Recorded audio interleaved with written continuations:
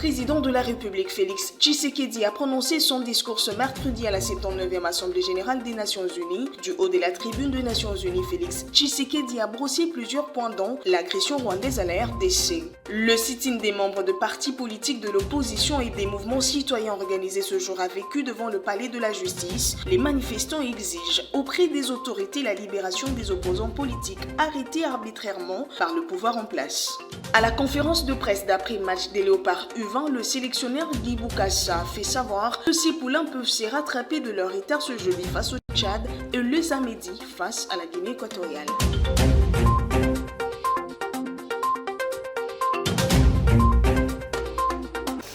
C'est l'heure de vous informer. Bonsoir et bienvenue à ce journal. La grande actualité, le président de la République démocratique du Congo a prononcé son discours à la 79e Assemblée générale de l'Organisation des Nations Unies. Du haut de la tribune des Nations Unies, Félix-Antoine Tshisekedi Tshilombo a décrié l'agression dont la RDC est victime de la part du Rwanda avec ses supplétifs du M23.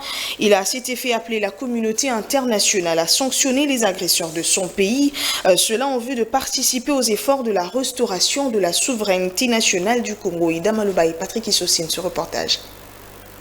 La situation dans l'Est de la République démocratique du Congo est particulièrement préoccupante. La résurgence du groupe terroriste du M23, soutenu par le Rwanda, a provoqué une crise humanitaire sans précédent avec près de 7 millions de déplacés internes. Cette agression constitue une violation majeure de notre souveraineté nationale. Nous appelons la communauté internationale à condamner fermement ces actes et à imposer des sanctions ciblées contre le Rwanda pour son rôle déstabilisateur et néfaste. Nous exigeons le retrait immédiat et inconditionnel des troupes rwandaises de notre territoire. Bien que les récentes initiatives diplomatiques telles que les pourparlers de Luanda soient encourageantes, elles ne doivent aucunement occulter l'urgence de cette action essentielle. La République démocratique du Congo s'engage activement à établir une paix durable dans l'Est du pays et à promouvoir le développement économique ainsi que le bien-être social des communautés meurtries par ce conflit armé. Elle ne ferme cependant pas la porte à toute opportunité qui l'amènera à cette paix tout en n'aliénant pas sa souveraineté, encore moins son intégrité territoriale. Dans cette optique, elle est résolument engagée dans la mise en œuvre de la feuille de route adoptée dans le cadre du processus de Luanda, que je soutiens fermement, qui promeut un dialogue de haut niveau visant à restaurer la confiance entre la République démocratique du Congo et le Rwanda, tout en minimisant le risque de crise sécuritaire actuelle, que la crise sécuritaire actuelle ne dégénère en conflit régional. En outre, mon pays demeure ouvert à toute autre initiative de nos partenaires qui concourrait à l'atteinte de cet objectif noble de paix. Du haut de la tribune des Nations Unies, Félix Tshisekedi a rappelé à ses pairs que la République démocratique du Congo a institué une journée en faveur des victimes des violences et des crimes divers. Célébrée le 2 août de chaque année, cette journée permet de se rappeler que la barbarie humaine fait de ravages et que l'on doit y mettre fin. Regardez. Des milliers de victimes du génocide pour des gains économiques en République démocratique du Congo, en abrégé Génocost, continuent de subir les conséquences dévastatrices d'un passé marqué par la violence et l'impunité. Reconnaître et traiter les effets de cette stratégie est crucial pour favoriser le rétablissement et la reconstruction des communautés touchées. Au-delà de l'aide humanitaire immédiate, une approche à long terme, centrée sur la justice, la réconciliation et le développement durable est essentielle pour permettre aux victimes de se reconstruire et de retrouver une vie digne.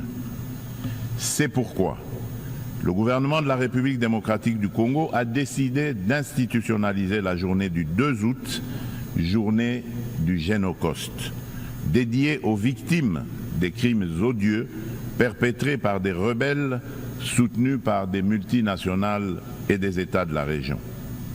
Cette journée incarne une communion nationale permettant de confronter un passé douloureux pour aller de l'avant. Elle est essentielle pour renforcer la conscience historique de notre pays et affirmer la détermination de la nation à prévenir la répétition de telles barbaries. Monsieur le Président, le terrorisme constitue une menace sérieuse pour la paix et la sécurité internationale, touchant toutes les régions du monde.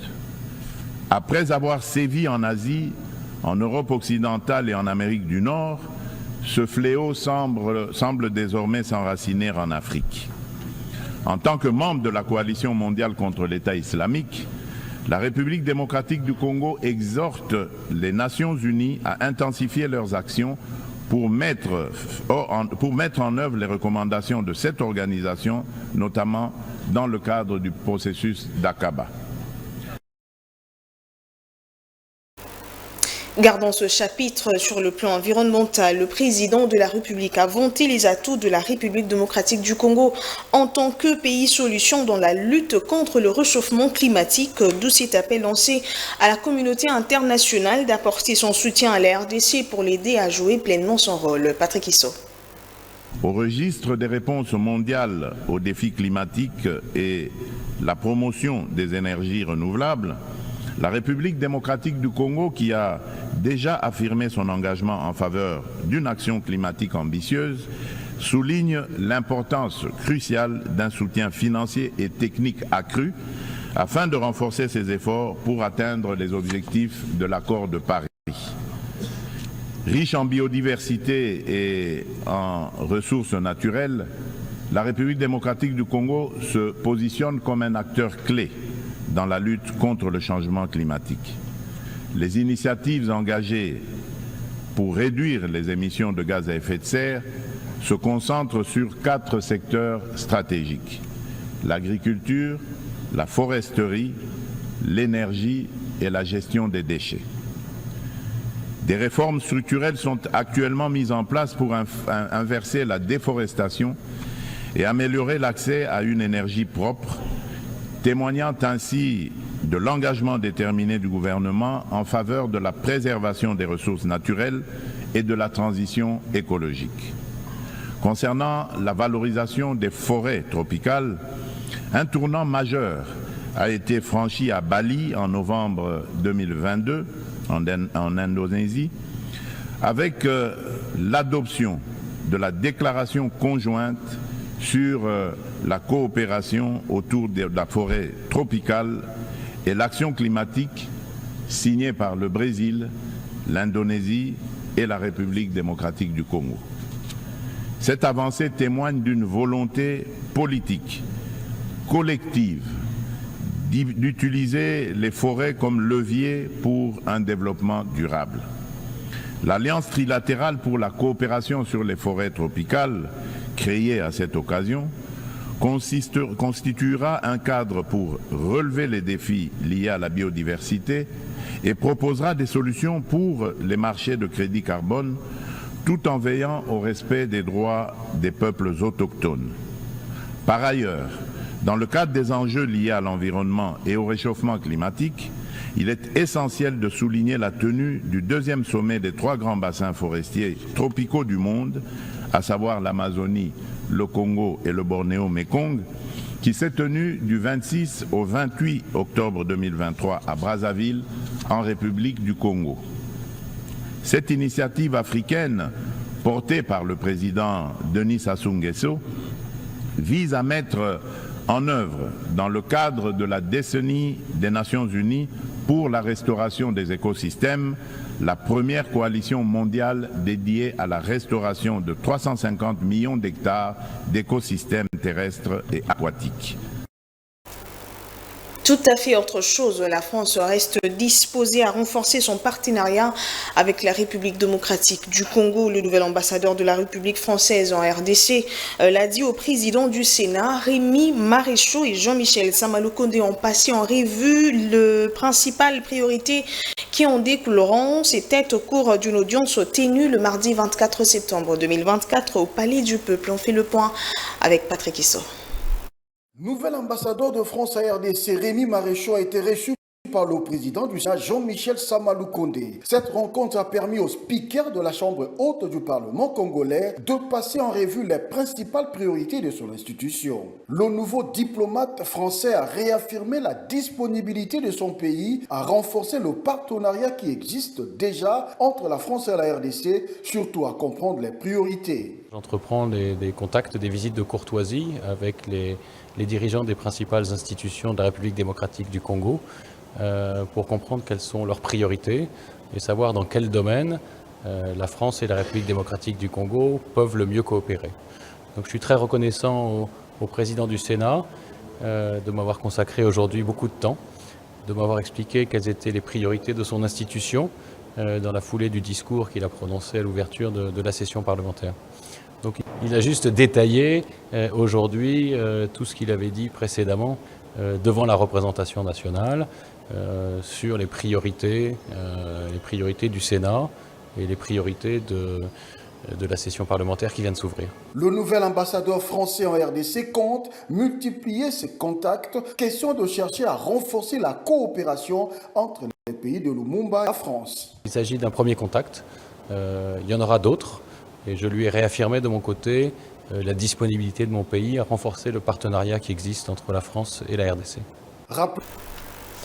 D'une institution à une autre, le président de l'Assemblée nationale a échangé avec le caucus des députés nationaux des provinces de l'Ituri, du Nord Kivu et du Sud Kivu. Ces derniers sont mécontents de la prorogation de l'état de siège sans débat préalable à la Chambre basse du Parlement. C'était le mardi 24 septembre. Regardez. Ayant appris la tension observée lors de la plénière sur l'examen de la loi portant prorogation de l'état des sièges alors qu'il séjournait en Afrique du Sud, le président de l'Assemblée nationale, le professeur Vital Kamerhe, a invité le caucus des députés du Nord Kivu, de l'Ituri et du Sud Kivu pour échanger avec eux autour de cette question. Il ne faut pas que par nos déclarations ou des guerres internes, nous puissions laisser la voie ouverte aux gens qui nous agressent. Et plus que vous, je ne pense pas qu'il y a des gens qui comprennent la vraie situation dans cette partie de la République démocratique du Congo. Parce que vous connaissez très bien ce problème plus que tout le monde. Vous savez que quand l'ennemi dit oui, peut-être ça veut dire non. Mais les autres ne savent pas ça. Vous connaissez les causes profondes de cette guerre. Tout comme vous savez qu'il y a des gens qui ont des solutions. Il a par ailleurs rappelé que le retour de la paix dans cette région est le souci majeur du président de la République, Félix-Antoine Tshisekedi Tshilombo, qui attend de la représentation nationale des propositions concrètes pour faire régner la paix et la sécurité dans les provinces de l'Ituri, du Nord Kivu et du Sud Kivu. Il a cependant appelé les élus de ces trois provinces à mettre en avant des suggestions réalisables et pour l'intérêt de la nation et du peuple. Le boursier de la formation professionnelle pour le Maroc ont échangé avec la première ministre Judith Suminwa Tuluka qui les a rassuré le soutien du gouvernement congolais, a tenu à les appeler à revenir au pays pour assurer le développement de la nation. C'était le mardi 24 septembre 2024 dans la salle de réunion de la primature. Suivez. C'est avec la première ministre que ces lauréats de la formation professionnelle, bénéficiaires des bourses d'études du Royaume du Maroc, ont échangé, accompagnés du ministre des tutelles, Marc Ekila, et du député national Ogi Kalonji. Ces boursiers ont été encouragés par la chef du gouvernement. Judith Suminwa les a exhortés à revenir au pays à la fin de leurs études, face aux efforts déployés par le président de la République en faveur d'une jeunesse de qualité. La première ministre place la formation professionnelle au cœur du processus de création d'emplois pour les jeunes. L'encouragement de la chef du gouvernement à ce boursier a été salué par le ministre de la formation professionnelle. Donc c'est un message fort que son Excellence, la Première ministre, a voulu donner à toute la jeunesse congolaise et à la nation tout entière pour dire que la formation professionnelle a la place dans notre pays et surtout pour la jeunesse dans le cadre de la réinsertion et dans le cadre de l'espoir.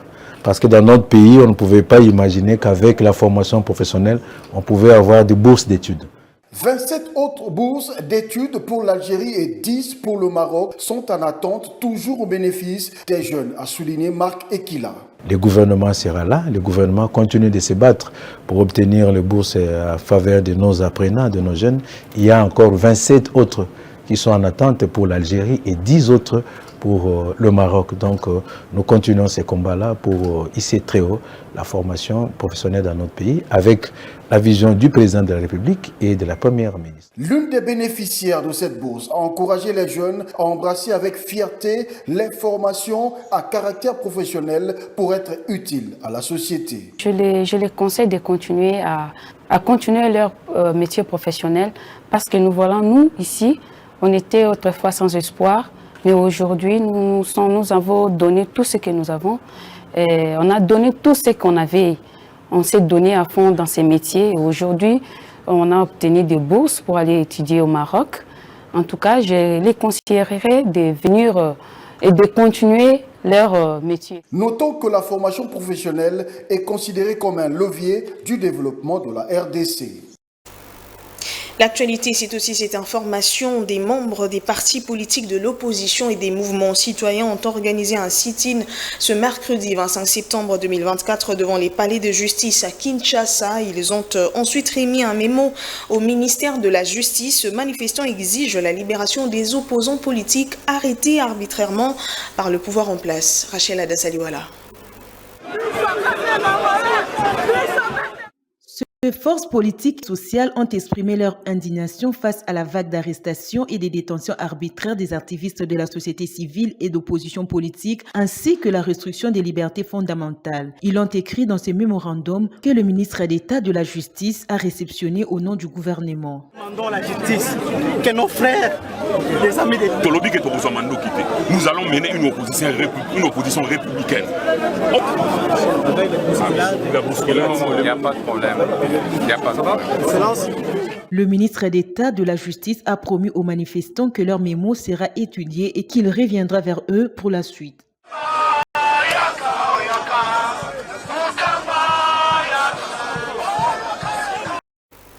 Et toujours dans ce chapitre, en sit-in devant le palais de justice, les membres du regroupement des forces politiques et sociales disent réclamer justice pour plusieurs acteurs politiques. Il s'agit notamment de Chéribin Okende qui, selon eux, avait été tué injustement, mais aussi d'autres acteurs à l'instar de Jackie Ndala et Seth Kikouni pour qui ils qualifient leur détention d'arbitraire. Regardez.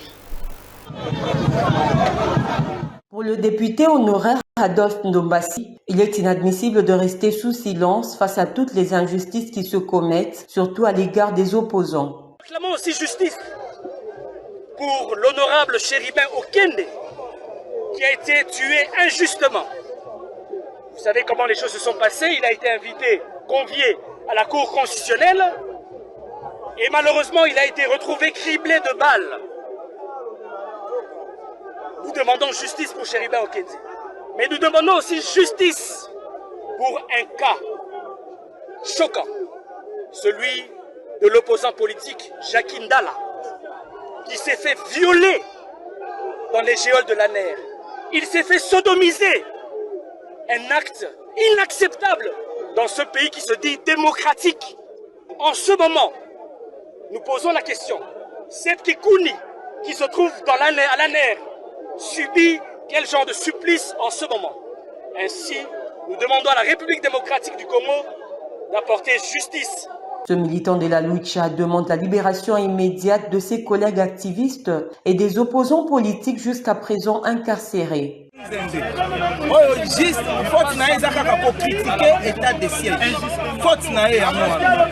sont incarcérés injustement. Et ça, dans un pays qui se dit des droits, on ne peut jamais accepter ce genre de répression qu'on nous inflige. Nayango, on a tenté ici de demander la libération immédiate de notre frère King Mwasio, de nos frères Jacques Sinzaera et Gloire. On demande leur libération immédiate. Les manifestants ont promis de maintenir la pression jusqu'à obtenir gain de cause et que justice soit faite.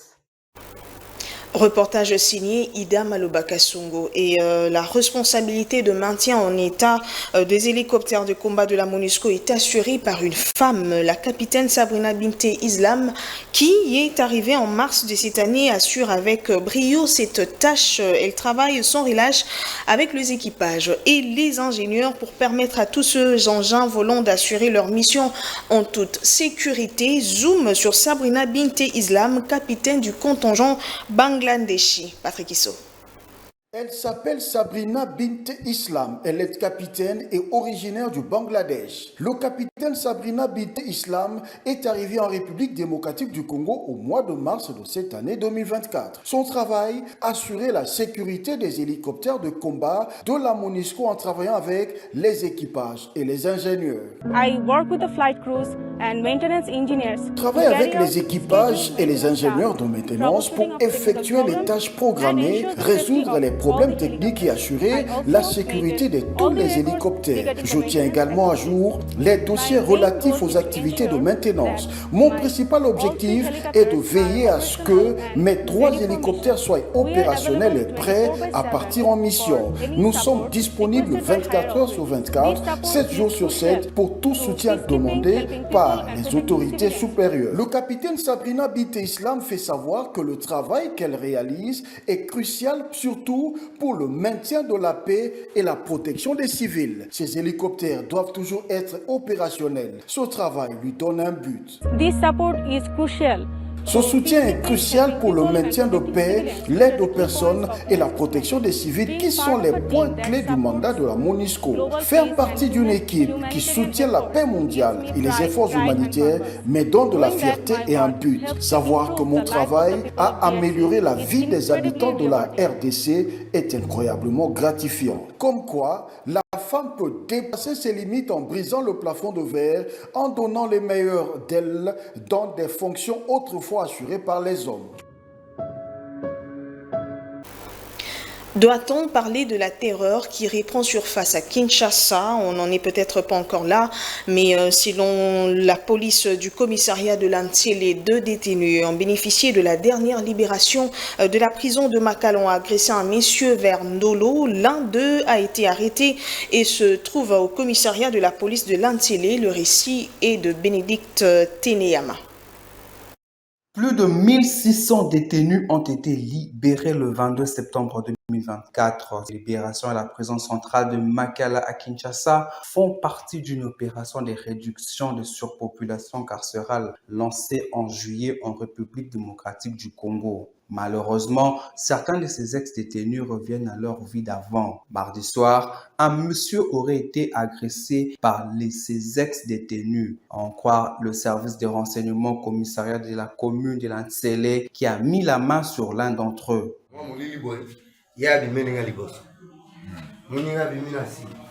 Je l'ai vu sortir derrière moi et l'autre devant. Il m'a demandé une cigarette. Aussitôt, il a commencé à me fouiller. Il m'a demandé mon sac. Je lui ai dit qu'il n'y a que les habits de travail. Il m'a ensuite demandé mon téléphone. Je lui ai dit que ça sera difficile pour moi de communiquer s'il me prenait. Lorsque j'ai essayé de reculer, son ami qui était derrière m'a tiré à la chemise. Je me suis arrêté et il a fait sortir la machette. Et directement, je leur ai remis mon téléphone. Ces libérations n'ont pas pu aider certains ex-détenus à avoir la prise de conscience, malgré le nombre d'années qu'ils ont été enfermés, fera savoir cet ex-détenu. Je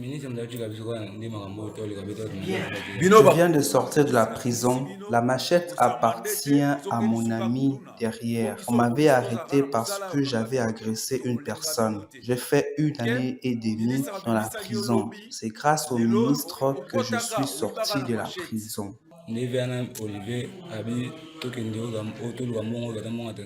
Signalons que le phénomène Koulouna fait partie des grands problèmes pour lesquels il nous faut des grands remèdes.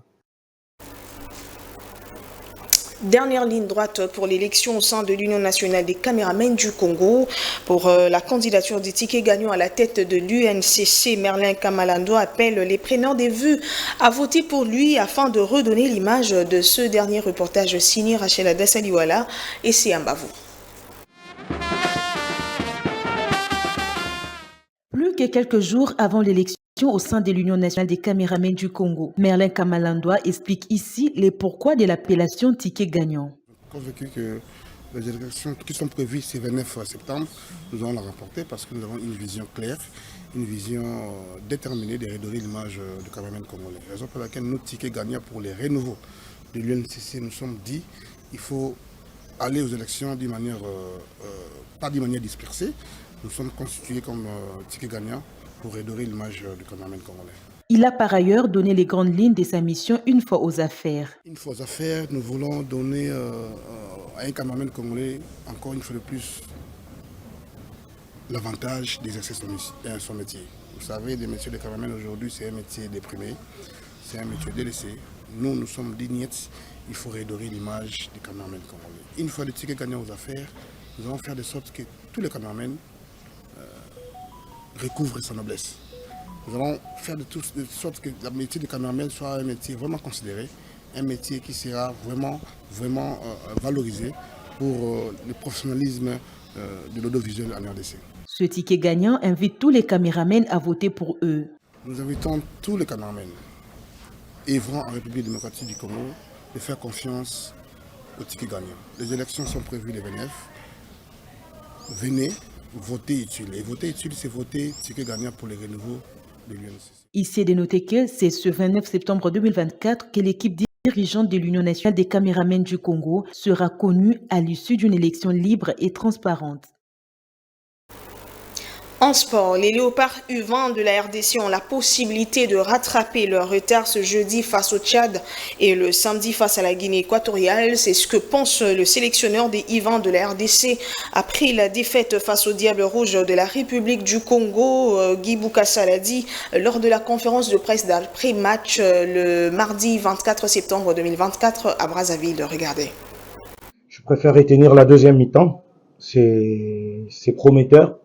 Donc là, nous maintenons notre destin en main. Il nous suffit de gagner le samedi et d'aller en demi-finale. Donc on va le faire en samedi. Aujourd'hui, je pense qu'on avait un meilleur visage pour espérer avoir 3 points. Malheureusement, ça rentre pas. Hein. On tente, ça cogne 2 fois le montant, ça traîne sur la ligne. Voilà, on a manqué de réalisme. L'adversaire a eu 1 ou 2 occasions franches et il en a mis sa première. Donc bravo à eux, ils ont été plus réalistes que nous. À la fin, 3 points côté Congo. Donc nous, on ne se met pas à pleurer. On a oublié ce match-là. On retient la deuxième mi-temps. Dès demain, on se remet au travail. Il faut battre la Guinée équatoriale et aller en demi-finale. L'actualité en dehors de nos frontières. Pour clore, les Dibon a reçu ce mercredi une aide médicale de la Turquie. Un avion chargé de 30 tonnes d'aide médicale a atterri. Ce jour, cette aide intervient après de bombardements dont le Liban a été victime. Ida Maloba nous fait le point. Israël a bombardé lundi et mardi plusieurs régions du Liban, causant la mort d'au moins 560 personnes et forçant des milliers de civils à fuir le sud du Liban. Le ministre libanais de la Santé par intérim qui était présent à l'aéroport s'est réjoui de l'aide médicale. Aujourd'hui, nous sommes à l'aéroport pour accueillir un avion militaire apportant l'aide de la Turquie et du peuple turc, portant un message important au peuple libanais. Le premier message est celui de la solidarité. Il affirme au peuple libanais, vous n'êtes pas seuls, nous sommes à vos côtés et nous soutenons pleinement la résistance de cette nation face à l'agression brutale qu'elle subit, ayant causé de nombreux martyrs et blessés. Le ministre de la Santé devrait annoncer des mesures lors d'une conférence de presse dédiée aux personnes déplacées. Le ministre de la Santé devrait annoncer des mesures lors d'une conférence de presse dédiée aux personnes déplacées. Plusieurs ONG ont déjà lancé des collectes de dons pour fournir aux Libanais contraints de fuir leur domicile un accès à l'eau potable, des kits d'hygiène ainsi que des abris temporaires. Madame, Messieurs, pour vous qui nous avez pris en cours de diffusion, voici l'essentiel à retenir.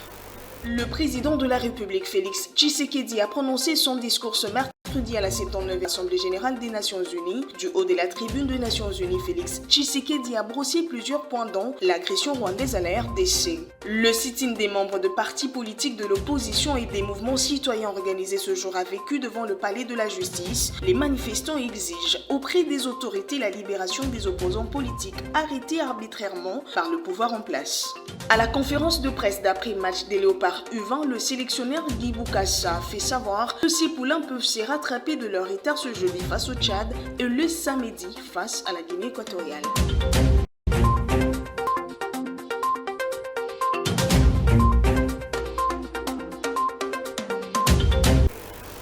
Merci de votre attention soutenue nous accorder. Ce journal est terminé. On se retrouve demain à 19h30 sur Vert Pâturage Télévision. Bonsoir et portez-vous bien.